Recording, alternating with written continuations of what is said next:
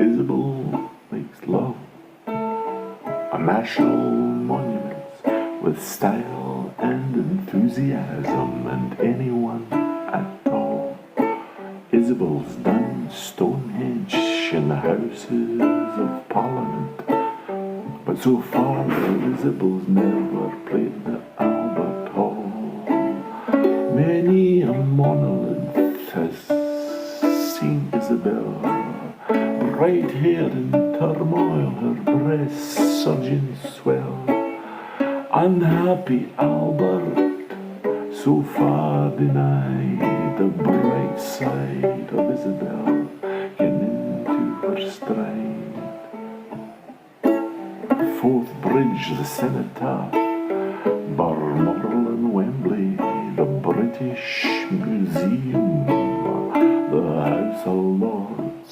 So many ticks on their National Trust certificate, but so far Albert has never been scored. Countless cathedrals can now proudly show where Isabel's white shoulder blades have briefly reposed. Miserable Albert, still waiting for the imprint of Isabel on his parquet floor. 3 more verses. In Westminster Abbey she lay upon a cool tombstone, meeting a sandwich of monumental love. Old both-faced Wordsworth, unblinking beneath, and a bright-eyed young archdeacon, breathless above.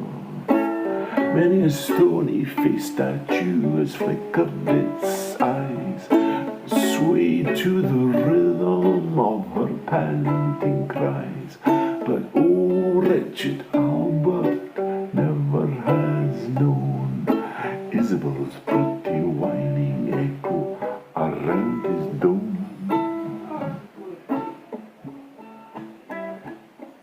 On the last night of the proms, she waved to the conductor, and there on the podium, with scarcely a pause, she smiled with a bow and a loud Rule Britannia, and completed her collection to enormous applause.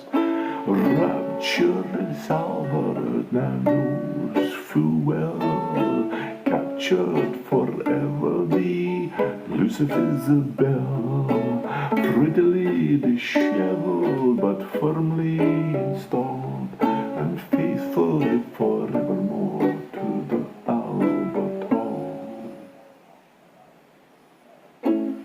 No more frantic scramblings in the dome of St. Paul's, no more dying rambles on Hadrian's walls, with style and enthusiasm and anyone at all.